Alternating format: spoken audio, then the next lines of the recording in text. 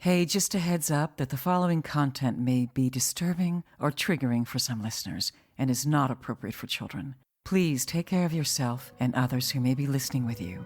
Welcome to the Bonus Babies podcast, a show that has no easy answers, only hard questions.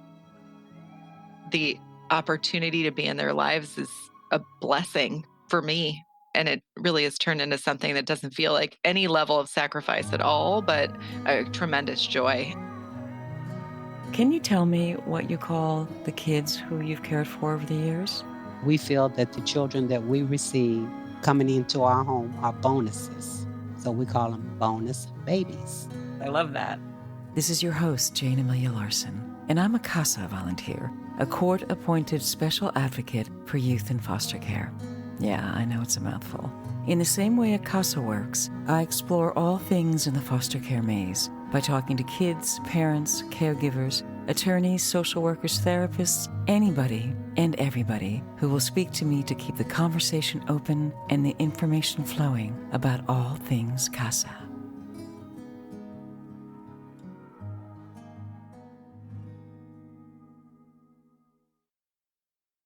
Sometimes you meet someone that is just so driven, so accomplished, so learned, so well-spoken, so wow, that it's just mind-boggling. Well, that's my guest, Wendelyn Julien. She's all that and a bag of chips. Hi, so I'm here with Wendelyn Julien. Hello, hello. Wendelyn Julien, hello. Good morning. So I want to thank you for doing this. I know that you're super, super busy. And I know that you're also on your way to a new job, right? That is correct. These are exciting times. Yeah. Is it happening like tomorrow or are you just waiting? I've got 2 weeks, exactly. 2 weeks from tomorrow is my last day. All right, great. So now that I have you, so I'm just gonna pump you for information. Okay. Can you tell me a little bit about yourself and how you were raised? Absolutely. So I'm from Northern Arizona, Flagstaff to be specific, and I grew up with one sister and two parents who were both educators, which was an incredible opportunity. My father is an outdoorsman by all means, which is part of the reason he loves living in Northern Arizona, and was a Boy Scout troop leader and a great adventurer. So as a child, I had summers off with my parents and got to travel to all 50 states and our Bronco too, camping sometimes on 6-week adventures, getting to Ouch. see the country. I remember one time in Vermont, my mom put her foot down and said we were staying in a hotel because it was raining. She said, "I'm not putting the tent up."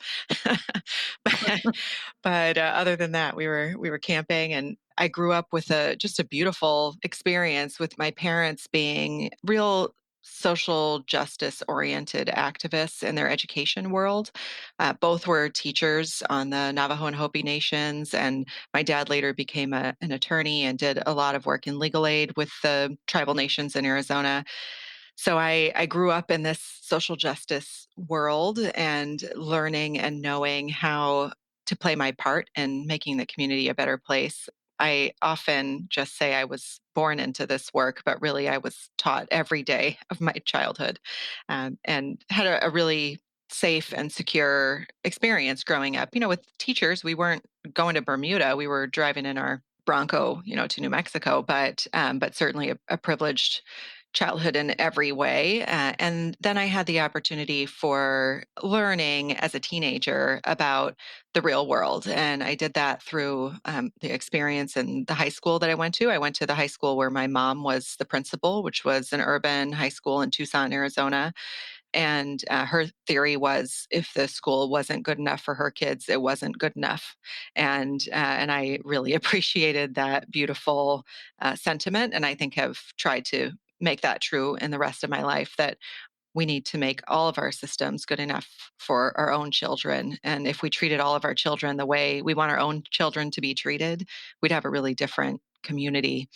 I also was introduced to foster care in an informal way as a child and teenager, especially with kids coming in and out of our home, especially one who was one of my friends who stayed for quite a while at my house because her home situation was unlivable. And it was just felt normal. My parents really normalized that as understanding that I had an extra bed in my room and we had plenty of food. So why wouldn't we open our doors to someone else who needed support? And that certainly set me on the path for what I'm doing now. Right. So that friend of yours, was she not at home because she was unhappy there or because she was abused there? It was a very unsafe environment for her. I don't ever talk about it because it's her story, not mine. But what I will say about her is she was an 11-time state champion cross country and track runner. Absolutely one of the most phenomenally talented athletes I've ever known. And she was just a really normal kid. And the fact that she was living through extraordinarily difficult things that no child should live through and still laughing and eating spaghetti and performing as an athlete, I think really taught me a lot about resilience and strength and gratitude for my own life and my willingness to share that with others. I might have mentioned to you that, and hopefully by the time this airs, I will have a title for my book and the podcast. But I've really been searching for a title because I know that a lot of the kids who've spent time in care, they don't want to be thought of as at-risk kids or kids that are problem children or ones that are going to get in trouble eventually. And my experience has been actually of the kids that I have known who've spent time in foster care, they are resilient, they're adaptable, they're incredibly imaginative, they're resourceful, really often way more than kids that don't have the challenges that they have. Have you seen that to be true too? I have, absolutely. I mean, the young people that I've met who have spent time in foster care and are currently in foster care are some of the most extraordinary, talented, strong young people I've met. I did learn something very important, I think, from a young woman who is my friend now and a member of the board of directors of CASA. Her name is Jayne Rivers. She's a she's an all-star in every way. And she responded to that question in a conversation we were having once that that's not the goal. Super strength and resilience in the face of trauma is not what children should experience ever. And I know that's not what you're saying, but I love thinking about that brilliant comment that she made, which is yes, these young people are amazing. Still, we should absolutely try to prevent what they've gone through in every way and for every child. Wow, I really appreciate that because I have had experience with kids in foster care probably for 25 years, but only recently through my involvement with Peace for Kids and then with CASA have I begun to actually know some of those kids really well. So I'm learning about how to appreciate them, how to support them, how to position them too. And of course, what you said makes absolute sense. We need to nip it at the bud, right? We Right. need it needs to not happen in the first place. But of course, how we do that is the challenge, right? It is. There are some things that are less challenging than others though, and I think one of the big things that I've learned in these 4.5 years at CASA, I mean, I've been involved in the foster care system in some way or another for almost 2 decades since I first became a foster parent officially, but I have learned that there are, like, 2 buckets of problems. One of those buckets that we talk about all the time are these major societal issues, things like poverty and racism and um, the housing crisis and violence, including domestic violence and child abuse, substance abuse, big, wicked, difficult to solve community problems. And those are issues we are working on at CASA, the county is working on. Everybody, I think there are lots of folks working to improve those systems. But man, they're tough to address and have to be big systematic things to address. Unfortunately, I think those issues get lumped in with another bucket of issues, which are what people usually describe in the metaphor that I hate the most, children slipping through the cracks. That is, man, if I could get rid of one thing in child welfare, it would be that statement. Because the other bucket is what happens once a child is identified as needing support and is in the foster care system. And the fact that our kids have multiple placements, huge turnover in their therapists, unsafe caregiver foster placements, are living in group homes, are having to stay in probation halls and camps because there aren't placements for them. All of those things are homeless when they age out. I mean, my God, like, who are we as a community, Right. really?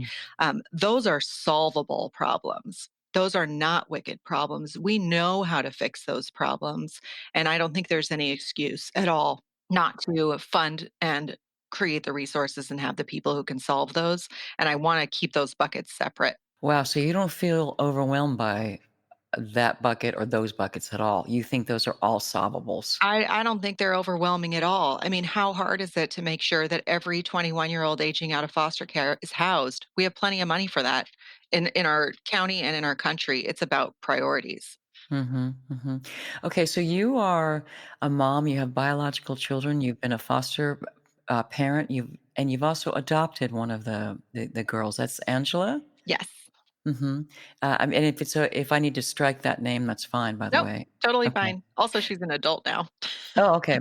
All right, so tell me about that, about how you decided, "Okay, I'm doing this." And this was before you worked at CASA, because 'cause you're also CASA, as Right. well as the CEO of CASA. So, can you track me that, please? Yeah, it's a very clear path. So I always wanted to have a big family when I was even a kid, and I got married when I was 19 and had my two oldest kids when I was 21 and 22. So that was a little wild and not something I would recommend. Although they're really fabulous humans, I love them so much. You can't imagine my life without them. But ooh, that was tough. So then I took a break to go to school and try to work and have some sanity. And always wanted to have four. That was the plan with their dad. And so we planned on thinking about adopting. So that was the plan from the beginning. Then I had this incredible experience of becoming a foster parent. It was by accident in some ways. So, a young woman that I loved, that was my mentee, who I'd had a relationship with through work, where I was doing a lot of gang intervention and human relations and on campus dialogue with teenagers who had been involved in conflicts. And I met her, got to know her, and then one day found out that she was going to be taken away from her grandmother's custody and put into a group home if she couldn't find a placement. And it was only because her grandmother had lost her housing situation. So this was a temporary need, and it was a pretty easy decision to bring her in. So she was 15. My older kids, I think, were maybe maybe 7 and 8. They were much younger, and it was an opportunity for me to just provide her a safe place while she reunited with her sister and her grandmother quickly. And it was a loving, caring situation on all ends, no controversy at all. So, what I didn't expect was what I was going to learn about the foster care system during that time. And I remember having a conversation with my ex-husband, like, it was so great to get to be in her life when she was 15. Can you imagine if we had been in her life when she was 5? That was the conversation we had. And so when we went back to the table to get our foster license and think about adoption, we decided we would adopt an older sibling set. That was the plan. So, as happens often, we got our license, and like the next day, had a recommendation for a placement, and it was one girl, which is funny because I have all nieces. I now have one baby nephew, but at that time there were no boys in the family except my son, and we thought we'd adopt a sibling set, but at least one of them would be a boy. So the recommendation we got was not a boy and not a sibling set, which is so typical. Um, but the first day that we actually decided we're not going to meet her and audition her for this role as our foster daughter.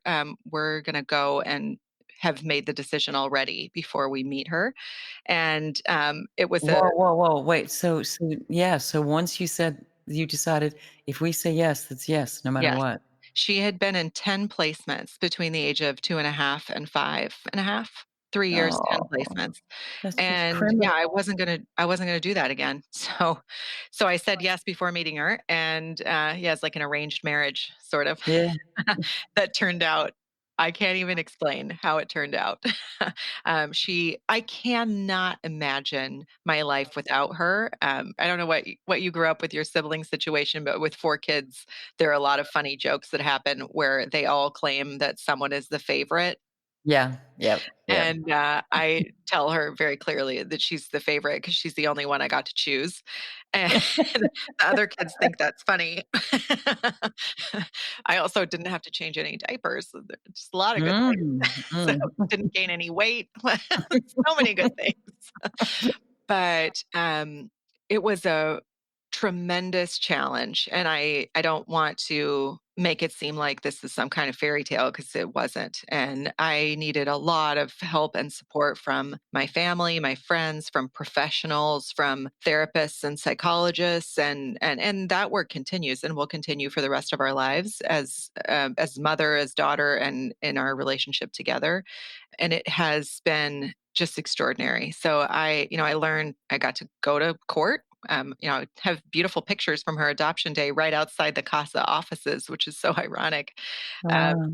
but it really changed the course of my life, that experience, and understanding that you can love a child that you didn't know until she was 5 years old, absolutely as much as the child that you had biologically. Right, I was talking to a friend the other day and I said, if only if say if there's 650,000 kids in the United States that are in or have spent time in foster care at any one time, and all we need is a 500,000 people to step up and say, I'll take care of that kid. And Right. I can love that kid. I can give that kid a home. And most people don't do that.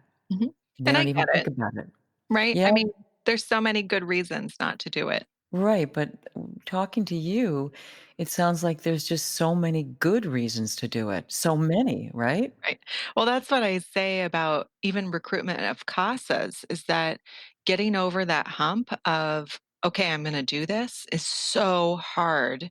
But once you start the experience and build this relationship with the child, I think it becomes so much less hard, and I remember having a conversation, I think it was with a reporter many years ago, but still I'd been in this relationship with my former foster daughter for about 10 years, and, he said something like, "How do you keep up the motivation and the energy to maintain your relationship with her?" And I laughed and I thought, wow, it takes 0 effort because I love her. This it's not a, "Oh, I gotta call her," kind of an obligation thing. It really is about that human loving connection that can be built with somebody over a very short amount of time and doesn't have to be based on family relationships. Yeah, that's really true. I've discovered that for myself when and I've talked about this before on the podcast, but I was filled with trepidation when I was in training and uh I wasn't really sure if I was cut out for it. And I had all those fears like, is my kid gonna like me? Am I gonna be any good at it? Am I gonna fall apart? Is it gonna be something I can't handle and then need to drop out, which I was loath to do. So, but then of course, as soon as I engaged with the little girl, I was immediately 100% in. And that has stayed that way, even through the times that have been a little bit difficult, even when there's been miscommunications between us, or when there's times when I'm not really even sure what to do, or how to help her, or even how to communicate well with her. I just kind of dig around a little bit, and then something shows up, and then it changes again, and we're back on.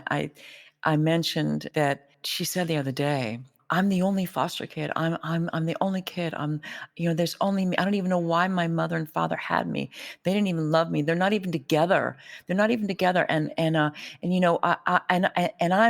I'm a foster kid. I'm the only one." And I had explained to her, and even though she knows it, intellectually, that there are many, many, many children like her that don't come from the family that you see on television. That everybody has challenges, and you don't really necessarily know what they are by just looking at the person. And I'm hoping that that's gonna stay with her because now she's wrestling. She's at that point where she's wondering why she is in the spot that she's in, and very difficult for kids.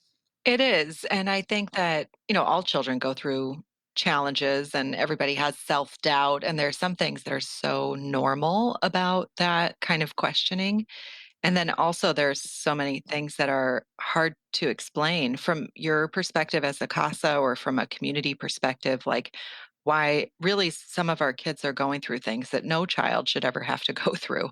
I mean, this concept of moving from placement to placement, I don't think we talk enough about it because it's It's hugely traumatic. it's horrific. So traumatic. Yeah, Yeah. and I don't think the average person has any idea what happens to these kids. They think they go into foster care, they find a happy home or not, and then they get adopted, and then that's it. But that's not the way it works. Not at all, not at all, and that's what I'm talking about that bucket of things that we have control over. If we know something's inflicting trauma on a kid, we need to stop it. If we, the county, we, the community are doing it, it has to be stopped. I remember somebody asking me a question when the whole issue about kids in cages at the border came up, and that was my response: is this is the federal government intentionally inflicting trauma on children, and if you had the federal government beating children physically, there would be such tremendous outcry. But scientifically speaking, inflicting trauma by separating them from their parents and putting them in a cage is the same thing. It maybe is even worse because physical wounds heal. Those wounds around inflicting trauma can have lifelong medical and mental health consequences that are really difficult to undo. And we got to stop inflicting trauma on our kids. And it sounds like such a simple thing to say, but there are ways we know how to stop doing it. And I think the state and the county have an obligation to do more. And a lot of that costs money. And where you budget your resources shows what your priorities are. And if we really prioritize our kids, we would make sure that they had the services they needed. Right. I was reading somewhere recently that the state or the county will pay approximately $40,000 for someone to take care of a kid from foster care. Why isn't that money given to the biological family to help them take care of the kid and give them services in order to keep the kid, in order to not have that kid taken away from them? Because it's not all people always think it's always abuse, but as we know, it's really more often neglect. And that has to Far, do far more often. right. Far more often. Right, and that actual neglect could be a single mom who's got 3 jobs, who leaves a kid at home because she has no choice, right? Absolutely. Or who needs substance abuse treatment, or who is herself a victim of domestic violence. I mean, these stories are so nuanced, and the idea of shaming and hating parents in the scenario is completely unhelpful because so often the parents are doing everything they possibly can and just really lack the supportive services that they need. Mhm. Many times they were in foster care themselves. That's right, that's right. Mhm. So what do you think about the CASA program now that you've been the CEO and you're also CASA? Will you continue being a CASA, you think, after? Because you're going into a pretty heavy hitting, like another heavy hitting job. So I will definitely continue being a CASA. You couldn't rip me away from the young man I advocate for. He matters so much to me. And even when his case closes, I would like to continue to be a CASA. And I feel like it's pretty doable to continue even with a challenging career. There was a guy in my CASA training class who is the head of nursing at Cedar Sinai's NICU. And I thought, okay, wow. Wow. zero excuses from me. So, my friend Audrey Handelman is an architect with Gensler, just a tremendously challenging job that she has there. Mhm. And, there are so many examples of people who are doing a lot.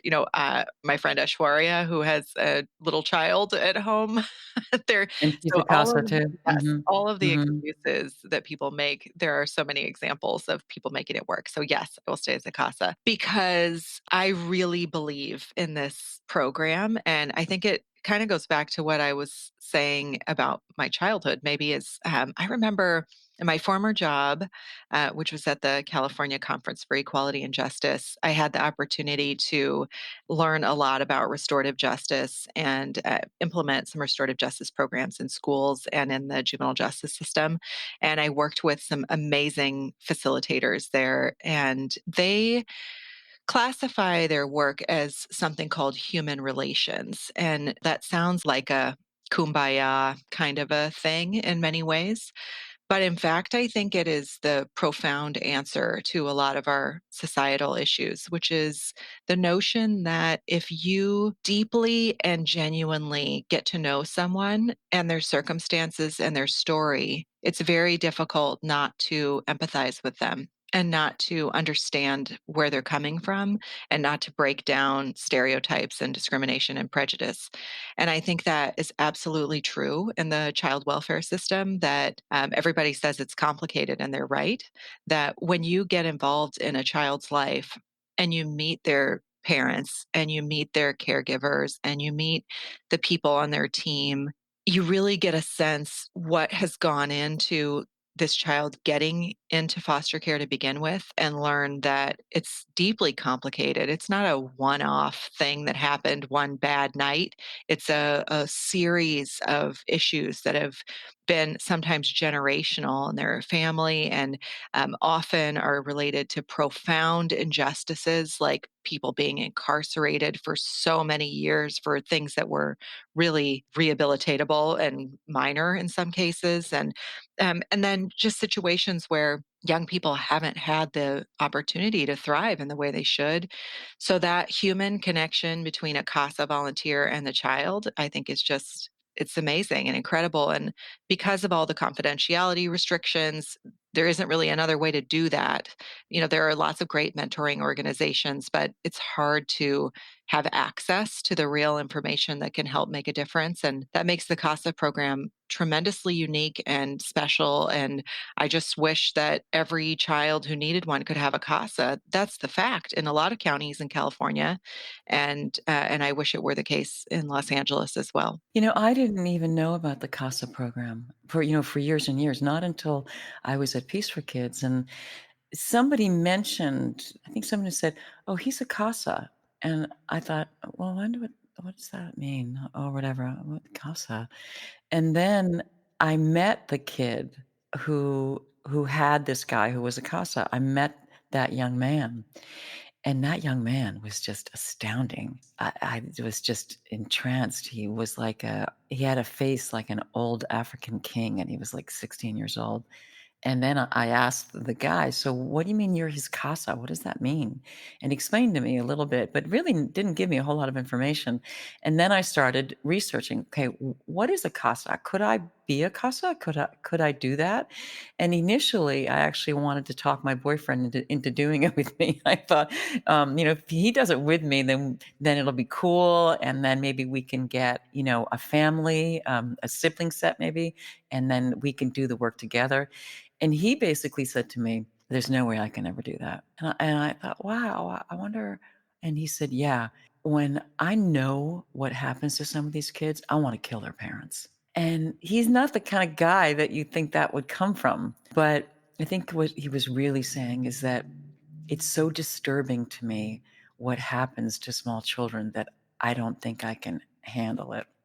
Now, funny enough, part of the training was, as you know, Mhm. they wanna make sure that you have somebody at home that can help you, that can be supportive for you, for the kind of work that you're going to encounter as a CASA, that you need a supportive environment to help you get through it. And he has been that for me very, very much.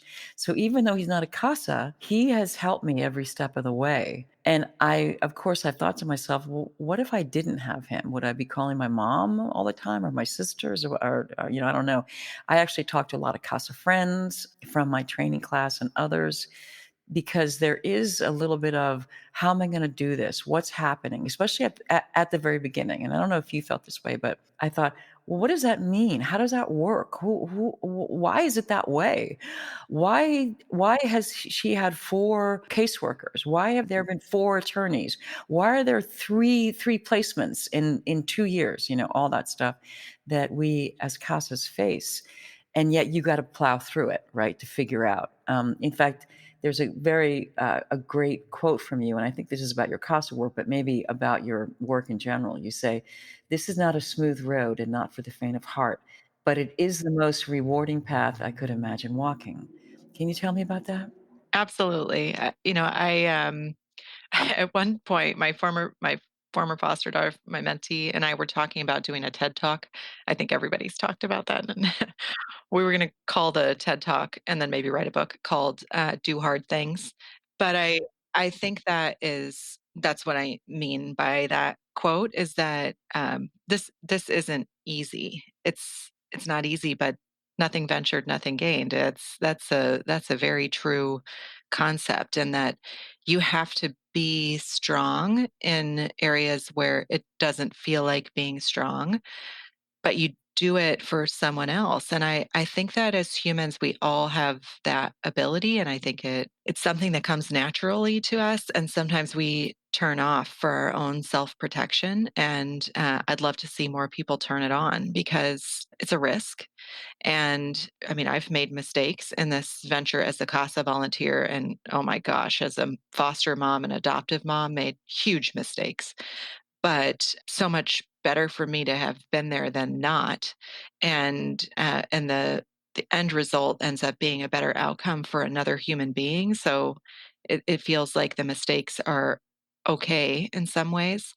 I will say, just to totally agree with you, I mean, I've been doing this a long time and had challenging scenarios, but as a CASA, I can think of one scenario in particular where I got fired The by kid my fired you. yeah, That not can for happen. not for anything I did. It was something really bad that happened in her life. This is my previous case, just terrible. And she called me right after it happened, um, probably for support, but also to say, so she was a non-minor dependent, to say she wanted to be out of foster care. She didn't want to ever talk to me again, or her attorney again, or her social worker again, and she was just going to run away and be gone. And that was at about 10 o'clock in the morning. And I was obviously profoundly concerned about her safety and her mental health. And I called my supervisor at CASA, who's, it's funny because I'm the CEO and she's my supervisor, but she's Of course. way smarter than me on these issues. Has been dealing with this for a long time. And she said, okay, first, take a deep breath. It's going to be okay. You have a lot of rapport, long time relationship with her. She's a pretty stable young woman in general. And so this is what we're going to do. It's 10 a.m. You're going to wait until 5 p.m. Control yourself. And at 5 p.m., you're going to send her a text and you're going to say, I love you. I'm here. I'd be happy to talk about what happened. I want to know where you're going to stay tonight. What's going on? So I sent that message at 5 o'clock and she responded and she said, oh, this was so terrible and I was so scared and I don't want to leave. I want to just be safe, and, I want to make a plan for when I'm out.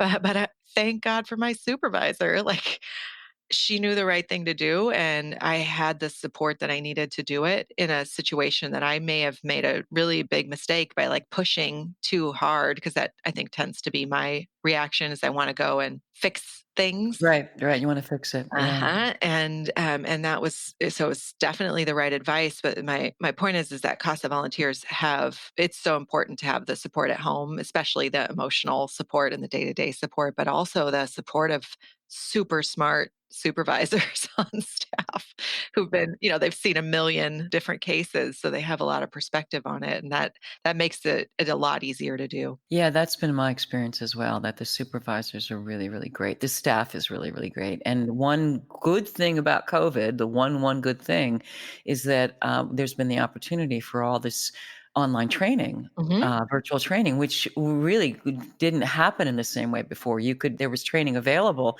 but not stuff every week about things that maybe for me, I often do training that has nothing to do with my case, thinking, well, I might have a case down the road, or I just want to know this because it gives me a fuller picture of everything that's going on. Yeah, it's been amazing, and we've learned a lot because of the immediate pivot to all online training and the pre-service training, the in-service training, and learned that there are some things that are actually better because of Zoom. As you're saying, because they're more inclusive and more people can join, and it encourages people to continue their learning. We in September of 2020, we actually had double the number of applications that we had in September of 2019. And I think the reason for that is that that we've eliminated one of the obstacles, which is driving to children's court. So Yeah, yeah. it's kind of Mhm. cool how that technology is helping. And there are also some, of course, really big downsides. I mean, I've seen my kid 3 times since March, Mm, and I miss him so much, and I really wish I could go see him, but he lives with his grandmother, and I am not willing to risk that for her. So, right, right. it really is more about protecting him than protecting me even, with the visits, but there's something to be said for those face-to-face visits. That is something I'm really looking forward to changing, as people get vaccinated and it's safer to do the in-person visits. Yeah, I've had some real challenges with my kid, in our communication via FaceTime because she doesn't really give as good FaceTime as I wish she did. She's like all over the room, and then a lot of times she's just like sending me emojis, and I'm trying to have a conversation with her, and she's like, "Wait, hold, hold, hold," and then she plays a video, and but so far we've kind of worked it out. So, can you tell me about what's this next job you're going to? What is this Yeah, thing? it's so exciting. So before CASA, my involvement in child welfare was really personal, just as a foster parent, adoptive parent. My career has been built on community organizing and criminal justice reform in a lot of different ways, including a lot of preventative work, gang intervention work, and restorative justice work. But in general, hoping to be able to change policies. That's the reason I went to law school. I went to law school 10 years out of college after I'd worked as an organizer for a decade. And I went thinking that I hoped I would be able to take what I had learned, knowing real people and real stories, and turn that into policy that works better for people. And there's one story I remember from before I went to law school that I think defines so much of this. There was this young man, I think he was 19, so he's an adult. His name's Charles. And he was in my program, and he came to me to ask me for help because he had warrants that wouldn't allow him to get a driver's license. And he had a job offer and also wanted to go to college. So I took a look at his warrants and took them to the city attorney. And I mean, it sounds like I'm making this up, but he owed thousands of dollars in fees and fines related to his bench warrants. And it was all based on one original ticket, which was for speeding on his bicycle. Wow, Yeah. wow. So, because I'm a smartass, I was like, wow, how fast were you going? You know? Laughing about it to what is a really not funny situation. Fortunately, in this case, the city attorney agreed, and we were able to clean everything up and get his record clear and figure it out so he could move forward with his life. But he had me. Right, he had you. So the very fact that you had the ability to say, "I'm gonna have a look at this, and I'm gonna take it to the city Right. attorney, and I'm gonna make sure someone else looks at this and hopefully sees it the way that I do." Yes. So the new job is as the executive director of the Probation Oversight Commission. So this is a brand new role.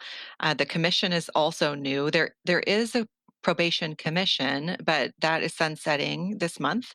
And the new Probation Oversight Commission is quite different. It's actually unique in the nation. It's a 9-member civilian commission appointed by the Board of Supervisors with the direct task of overseeing probation reform in the county. There is extraordinary work that's gone into building this that has set out specific goals, which include things like closing down juvenile halls and camps, especially in their Right, current format, and right. also separating out juvenile probation from adult probation, acknowledging that the response to a crime committed by a child, anyone under 18, a child under our laws, should be extraordinarily different than the response for someone who is of the age of majority. That's, of course, something I strongly support, but also integrating restorative justice and transformative justice for adults. And I'm very excited about that because I happen to love adults too, not Not just just children. kids. Oh, okay. and and so many adults who are in the probation system, the criminal justice system in general, have also experienced really severe trauma in their childhoods and in their young adulthoods and adulthoods.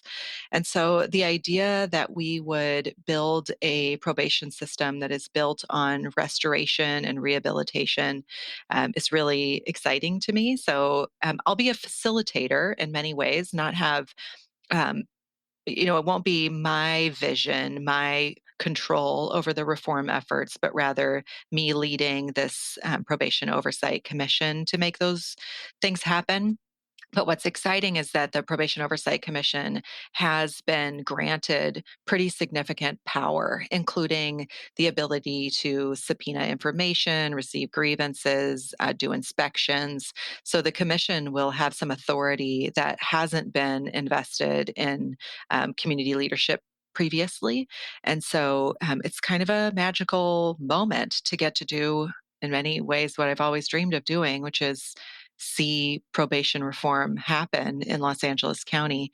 And I'm really excited for what that means for our CASA kids who are what they call dual status or crossover kids who are both in foster care and in the juvenile justice system, as well as just putting families on the path to repair and self-sufficiency and healing in the way that I think we can. So it's this is a really exciting time with the 5 supervisors being supportive of reform and the care first model that's been recommended by Supervisor Kuehl and Mark Ridley Thomas, who is now on LA City Council, and also a brand new probation chief. There's a new momentum around the Alternatives to Incarceration office in the county.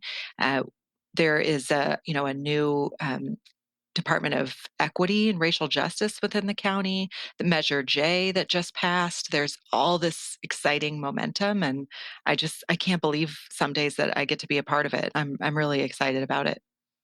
So as I'm listening to you speak and knowing the work that you do and also seeing you a little bit at work, I I'm just kind of in awe because not only you're just so accomplished, you're so articulate about what you're doing and what you care about, and also seem so driven and yet so approachable at the same time.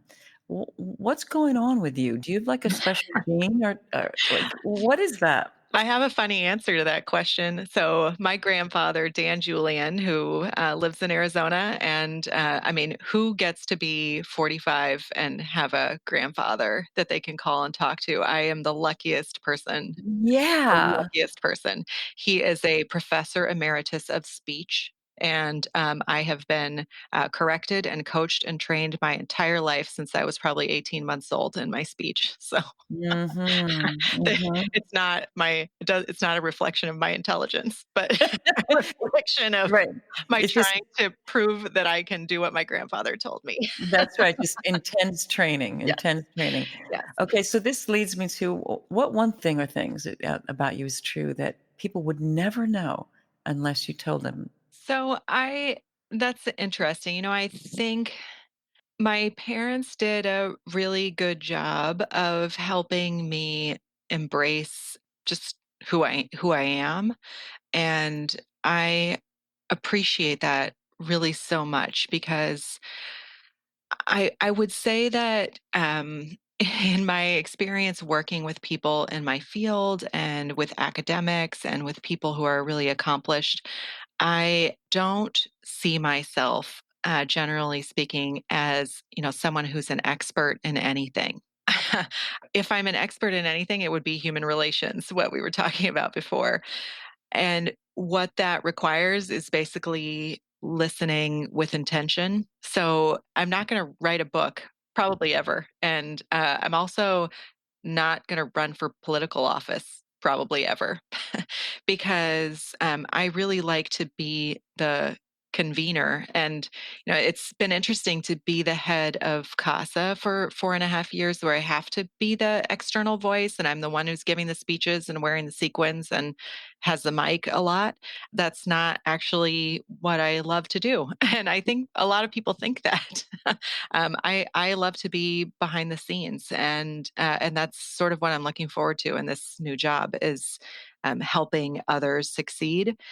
There is nothing that makes me happier than what I've been able to see in other people that my life has influenced, and I'd much rather kind of just fade fade into the background. So, I think in many ways I'm an extrovert, and people think I'm like the biggest extrovert they've ever met, but it's really not the case at all. I would be totally happy to just, read and sit on my couch. So That is so fascinating because I remember when I first saw you, I was just struck by, first of all, you're very lovely to look at, and so chic, and so poised, and so articulate, and so welcoming, and you could tell just by everything going on in the room that the person in charge was you. well, that's so kind. You're very sweet to say that. I appreciate it. Certainly not No, how I see myself. no, it was flat out, and I mean, I remember that it was I think the first time when I ever was up close with you was at the conference in Atlanta, Mhm. and I remember thinking, "Oh, she's in charge."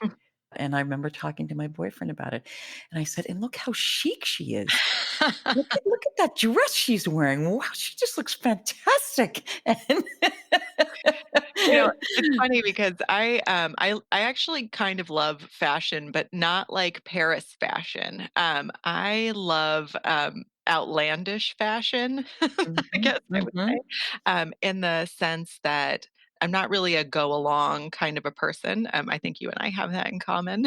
Yes, I completely Right, agree, right, like, if you think it's beautiful, you wanna put it together on you so it's beautiful, you don't right. care whether it's on the cover of a magazine, right? Absolutely, absolutely. That's funny. Yes, but I do miss those parties. I'm looking forward to them happening again soon because mostly because I just like meeting people. I mean, that's the thing I get the most joy out of, and I think that's what's so wonderful about my career path is that it's sort of my job description is to, and that's true in the current job at CASA and the new job at the county is to reach out and meet people and lift their voices up. So I'll be doing that in a different way, but still the same role. If you could say something, to people that are thinking about either fostering a kid or, adopting a kid or becoming a CASA, what would you say? I would say that there are so many things that we do in our lives that are difficult, and many of them take us to places that we try to avoid or get out of. And I think everybody has a sense of difficulties in their childhood, even people like me who had a really beautiful, comparatively childhood, especially to the young people I'm working with. There are things that were difficult and challenges, and that's why I like that concept of doing hard things because it's sort of like climbing a mountain. You when you are doing it, when you're looking at it from the bottom, it seems so unachievable. And then you get to the top and it's like, "Oh my gosh, why don't I do this every weekend?" Um, that is sort of how I feel about my role as a foster parent, adoptive parent, as a CASA, is that I'm not perfect at it. I screw up a lot. I don't do enough. That's my biggest regret always, is that I wish I could do more. But my intervention as the flawed human being that I am is so much better than nothing. And that's the case for everybody. So uh, I think that it's all about the decisions that we make in life and how we decide to challenge ourselves, and that sometimes you challenge yourself in a way that the payoff is really greater than you can ever imagine. So, whether that be really making a lifelong difference in the life of a child, or doing something that changes the environment, or getting involved in a way that is promoting health for people. There's so many different ways to do good, and it makes you feel more human. I mean, I have heard a lot of stories about people wanting to find a sense of purpose, and there are books written about it. There are a bazillion podcasts about it, and I can't really think of what that purpose looks like other than generating something that makes the world around me a better place. So whether, sometimes I guess that could be through art and beauty, but a lot of times that's through just caring relationships with other humans. And who better to care for than a really cute kid? So whether they be 9 or 19. They're all really cute, and the opportunity to be in their lives is a blessing for me, and it really has turned into something that doesn't feel like any level of sacrifice at all, but a tremendous joy, and I've found that sense of purpose, and I feel really lucky about it because I don't have to question what my purpose is. I mean, my purpose is, like, spending my extra time hanging out with a kid who sends me funny emojis. I love that you said that about yours because mine does that all the time. And it's beautiful to know that he has my number and can call me if something goes wrong. And every kid should have that, and it's really not that hard. So the end of my TED talk about the do hard things was going to be to turn it over to my mentee who grew up in foster care to say, actually, this thing that I've done is really not hard at all. So I should probably rename my portion of my TED talk to, like, do sort of not easy things. Doing hard things is what our kids do. Living through abuse and neglect, moving from house to house, worrying about where you're going to live, that's what's hard. Being a volunteer is, like, rewarding. Wow. All right. Well, listen, thank you. I'm gonna appreciate that because I feel that way myself. I really do appreciate it. Thank you, Wendy. Thank you, Jayne Amelia. This is such a wonderful concept that you have here to share your care for others with other people. It's beautiful. Thank you for including me. Woohoo! So Wendy Julien really is making the world around her a better place. And she's doing it with intention. She really is doing it. And she makes it seem like anybody can do it. If you just want to, you just decide to. You just do it. And it's not that hard. Yeah, I told you, she's all that and a bag of chips. If you see something, say something. If you suspect that a child's health or safety is jeopardized in any way by parents or anyone else, contact the Child Protective Services Agency in your county. 24-hour hotlines are staffed by trained social workers who will help you through the process, and you can do so anonymously. In California, you can call the Child Protection Hotline at 800-540-4000. So if you see something, say something. You might be saving a child's life. I want to thank the supremely talented Christina Apostolopoulos for her beautiful music, Eferisto. To hear more of her music, go to Spotify and Instagram at Christina Aposto. That's CHRISTINA APOSTO. I know you want to. Her stuff is really great. And thanks to my audio producer extraordinaire, Marcos Campito. I'm glad I found you. Thanks for listening, and if you like what you hear, please rate us and hit subscribe.